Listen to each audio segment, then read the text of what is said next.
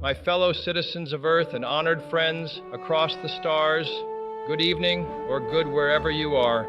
For tonight, across many light years and many realities, I speak to you from a place beyond your knowing, from Paradiso, a distant world in a multiverse beyond your own. I stand here with my beloved Jacqueline, and we bring you greetings, not merely from one man or one couple, but from hope, wonder, and the promise of life eternal. You may remember me, or at least the name, as John F. Kennedy, once President of the United States, taken from the world by tragedy in November of 1963. That was 80 years ago now, 80 years from your timeline, and yet here I stand, alive in a strange and glorious future. My wife, Jacqueline, known to you as Jackie, joined me again many years later after her passing on May 19, 1994, in a reunion I scarcely dared to dream. I must admit, I never expected to find myself on a planet like this. Paradiso is astonishing. It is more vast in scale than any earthly world I knew, yet its surface gravity is lower. To my mind, that is counterintuitive. One expects a massive planet to crush you with greater weight, but here one walks with lightness, with ease. I felt almost like a child again, stepping in a dream. I was told the diameter is many times that of Earth, a giant sphere of wondrous proportions. Its continents, seas, and skies dwarf our memories. At first, I could only compare its vastness to the grandest national parks I had known back on Earth. Yosemite, Yellowstone, the Grand Canyon, places of sublime beauty, where I felt in contact with something greater than human ambition. But Paradiso surpasses even those in its sweeping majesty. I recall the first time I saw the city beyond, its towers gleaming against the snow-capped peaks, its gardens curling in terraces of green and floral colors, its waterways crossing through plazas lined with art, and the sky alive with streaming star cars and aerial gliders. It reminded me of a vision I once had of the perfect city, one combining nature, justice, art, and community. And here somehow that has come into existence. The city is called Aphtharsia, and my dear Jackie and I met there in a place beyond anything we could have imagined a lifetime ago. Jackie's presence here with me is a gift I never presumed possible. My heart ached through many years for her. After that terrible day in Dallas, I held to the memory of her laughter, her voice, her courage. When I awakened under blue skies on Paradiso, and then discovered that she, too, had crossed into this world, that miracle still brings tears to my eyes. The day she stood beside me again felt like a dawn breaking after the longest night. Now, every morning we awaken, and I see her face in the mirror, and she sees mine, and we look younger, stronger, full of light. We giggle like school children when we recall how improbable it all is, that two souls torn apart by death could yet be reunited in such a place. Our love has grown deeper. There is no shadow now that can stay between us. We walk together, hand in hand, through gardens and galleries, under domed cathedrals whose spires reach beyond the clouds. We have friends here. We have a home just outside Aphtharsia, in a suburban bend along the river of life, where nature and art mingle in peace. I share this not to boast, but to show you the hope that lies beyond suffering, that death is not the end, that love endures, that the journey is not wasted. But now I must speak of what you most wish me to speak, the day of the assassination. Imagine with me for a moment. We are in that open convertible, Jackie to my left. The streets of Dallas are lined with cheering people, waving flags, children on shoulders. I am reaching out, smiling, full of confidence and hope. Jackie leans in, waving. The motorcade moves slowly through Dealey Plaza, the Texas sun bright. In my mind, I hear the applause, the cries of Mr. President, and then I feel a sudden stillness, a silence so heavy you never heard such a silent moment before. At first there is no pain, only dislocation, as though time has snapped. I do not grasp the bullet. I do not feel burning. Instead, I slip into darkness, my conscious awareness fading. I remember Jackie's voice, a gasp, a cry. I remember drifting, as if weightless, away from that body, and then awakening open-eyed in a meadow under a canopy of blue sky and soft wind. I see rolling grasses about me, distant wildflowers. Far ahead, the skyline of Aphtharsia gleams, backed by snow-capped mountains. I feel confusion, shock, wonder. A woman approaches, radiant, calm, calling herself Seraphina. She kneels beside me, lays a hand on my shoulder and says, "Do not fear. All is as it must be. I will explain." Soon a sleek transport glides near, its wings humming like wind through reeds. She invites me aboard. We rise above the pastures, glide over rivers and hills, toward the city that calls me home. Jackie is waiting for me there. That is how I came to Aphtharsia. In that cafe later, Seraphina orders me my preferred drink. Strong coffee, black, exactly the way I always liked it. We sit at a table overlooking a park.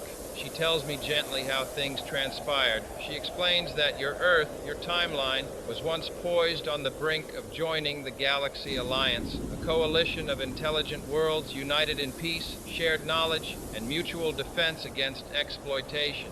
Many on Earth in my time worked for peace, for unity, for transcending national boundaries. That work threatened certain powers, both on Earth and beyond, who benefited from division, conflict, fear.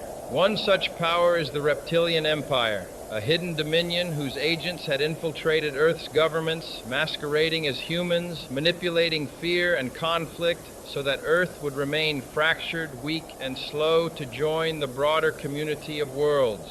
They feared that in my presidency, my vision of a peaceful, integrated humanity would accelerate Earth's entry into the Alliance and reduce their influence. They decided, therefore, to eliminate me. The plan was subtle. They co-opted, bribed, or possessed the assassin, embedding reptilian agents deep in his psyche, ensuring he would carry out the fatal act. His historical gesture of defecting to the Soviet Union, his political disillusionments, all were orchestrated as part of a cover for this larger scheme. On that day, those agents triggered the shots at just the right moment. The cover stories, the commissions, the investigations, all were subverted by those same hidden hands to bury the truth. The reptilians ensured that no direct proof would survive. That is how your history came to record Lee Harvey Oswald as the lone assassin, though in fact, he was but a pawn. Seraphina told me this not to cast blame, but to shine light. For history must be re-understood if you are to learn from it.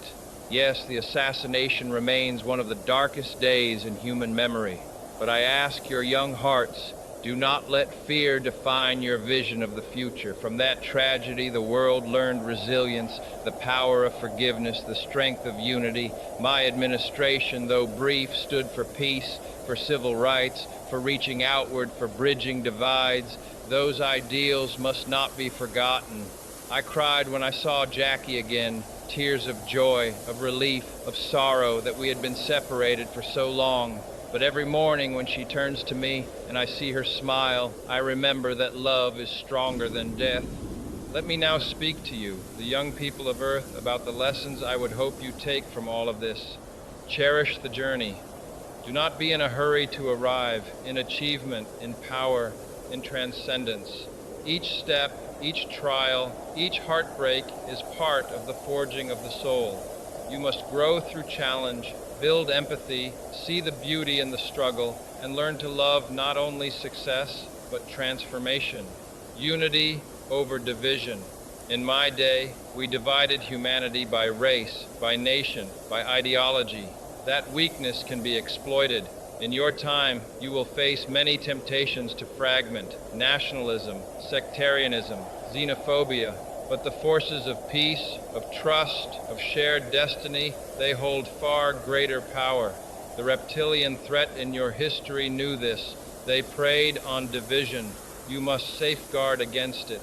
Courage to dream beyond your own world. The universe is vaster, more fertile, and more full of life than you yet know. Do not confine your vision to your own solar system, your own planet, your minds, your spirits, your science. They are meant to reach outward. If you fear the unknown, you will never step into the promised path. And finally, do not mourn too quickly. Grieve your losses, honor them, but do not let grief imprison you, for life is eternal in ways you cannot yet see.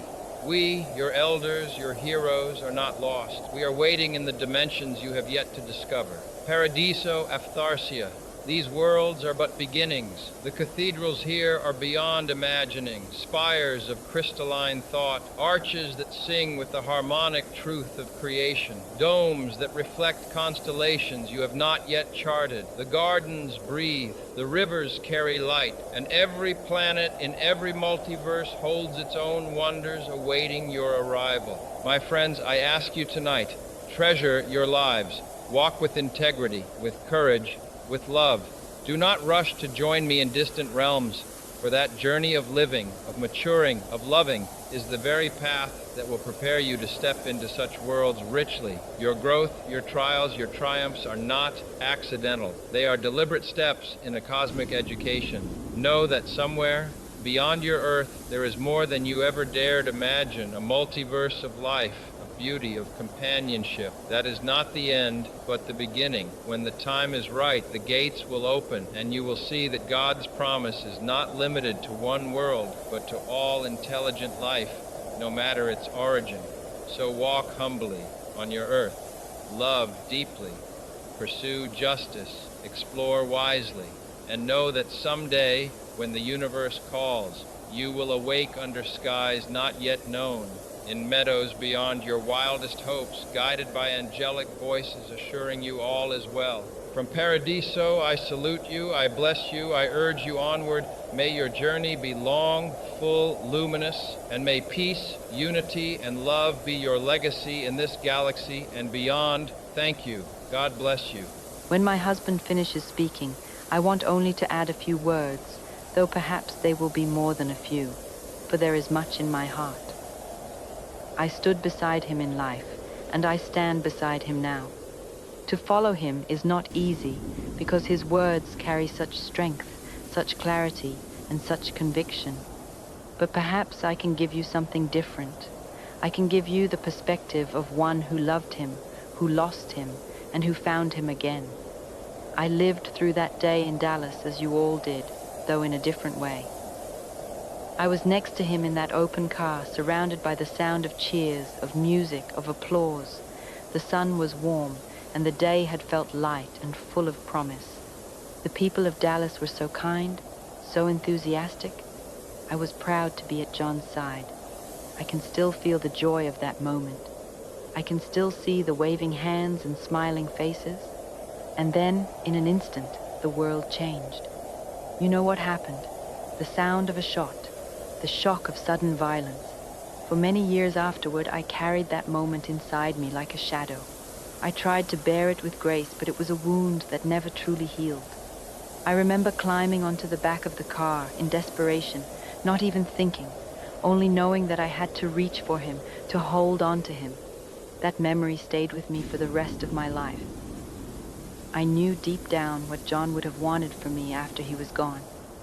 He would have wanted me to live, to raise our children, to give them stability and hope. He would have wanted me to find companionship, even to remarry, as difficult as that was. And I did. I built a life as best I could. I became Jacqueline Kennedy Onassis, and I walked through the world with a public face, but in private I still carried a longing that nothing could erase. In my heart, I always hoped that God was real, that his promise was true, and that one day I would see John again. I prayed for it quietly, never knowing if those prayers were heard. And then one morning I opened my eyes and everything was different. I was no longer in the New York apartment where I had lived my later years. I was in a room of light and beauty, high above a city I did not know. The walls shimmered with a kind of luminous glow. The windows opened onto a panorama of towers and gardens, mountains and rivers, a city alive with wonder. I lay in a bed that was wide and soft, and for a moment I thought I was dreaming. Then I turned, and there was John, asleep beside me, as though no years had passed. I watched him breathe. I could hardly move, hardly dare to believe. And then he stirred. He rolled over, opened his eyes, and smiled. With that boyish warmth that I remembered so well, he said, "What took you so long?" I laughed and I wept, and I knew that my prayers had been answered. When I looked into the mirror of that room, I did not see a woman of 64, the age at which I had left your earth. I saw myself once more in the fullness of my life, as I had been when I first walked beside him. The lines of age, of grief, were gone. My hair was thick, my eyes clear, my skin luminous.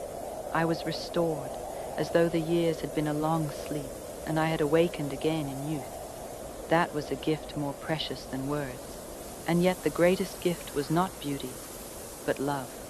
John and I had been reunited. The ache of absence was healed. The long years apart were behind us. We had been given back to one another, and every day since has been a new dawn. Here, our days are filled with joy. We live in a home among gardens and fountains, with balconies that look out upon the skyline of Aphtharsia. The city glitters at night with lights that resemble constellations, and by day it gleams like marble touched by the sun. We walk together along its boulevards. We sit in its amphitheaters and hear music that soars higher than anything on earth. We dine in its cafes where every flavor feels like poetry. We read, we talk, we share laughter. We rediscover the simple pleasures we once thought lost. And yes, we have a golden retriever puppy who has made our joy even greater. Madame Pentillion, our gracious friend, brought her to us not long after my arrival. Her name is Celestia, and she is the sunbeam of our household. She bounds through the gardens, splashes at the riverbank, tumbles into our arms. She is the daughter of Aurora, a gentle golden companion who lives with Madame Pentillion and who has the noble, calm bearing of a mother. Aurora visits us often, and Celestia curls against her when the day is done, as though she knows that she belongs to a lineage of love. I have always loved animals, and here they too seem blessed with renewal. Every morning when John and I awaken, we look at one another and smile, amazed that we are here, that this is real, that it will not end. We giggle sometimes, as he told you, like school children. We are free of the weight that once pressed upon us, and every time I see him, I remember the moment of reunion and feel again the gratitude of that first day. You must understand that none of this has made me forget Earth. My memories remain vivid. The White House, the long corridors, the gardens of Georgetown, the classrooms where I taught, the laughter of Caroline and John Jr. when they were children, all of it remains with me. But here, those memories are joined with something more, something that makes them whole. From time to time, we have been honored to participate in gatherings of the Galaxy Alliance, not as rulers, not as leaders, but as voices of witness. We sit in advisory circles with senators, with representatives of other civilizations, and we share our perspective. We speak of Earth, of its struggles, of its hopes. We lend our thoughts to causes that reach across the stars, education for children on distant worlds, relief for planets stricken by famine or disaster, the preservation of art and heritage across civilizations. These are not grand gestures of power. They are small contributions of wisdom, of experience, offered in humility. But to us, they are deeply meaningful. Philanthropy has always been close to my heart, and here it is given a wider horizon. I have seen schools built in the valleys of Paradiso, libraries filled with books from across galaxies, hospitals where healers of many species work side by side. I have visited these places, and I have seen the joy in the eyes of children, the relief in the faces of parents. To be part of such work is an honor beyond measure. Every time I step onto the balcony of our home and see Aphtharsia's skyline against the mountains, every time I hear music rise in its theaters or watch star cars stream across its skies, I remind myself that this is not a dream. It is real. It is lasting. The love I lost and longed for has been restored to me, and I am grateful beyond measure. To those of you listening on Earth, I want to say this. Treasure your days. Do not take them for granted. Live them fully. Love deeply. Do not despair when life is cruel, for there is more ahead than you can yet see. If you endure, if you hope, if you love, you will find that all is not lost. The journey is long, but it is not without purpose. I know how hard it can be. I know what it is to lose someone you cannot bear to lose. I know what it is to walk through life with a quiet grief inside, but I also know now that love endures, that the story is not finished when the curtain falls, that there are chapters ahead you cannot yet read, waiting for you beyond horizons you cannot yet see. And I will close by saying only this: I am proud, so very proud, of the man who stood at my side in life and who stands beside me again now. I am proud of the courage he showed, of the hope he still carries for your world. And I am proud to tell you with him that love endures. That is the truth we bring to you tonight from Paradiso. Thank you.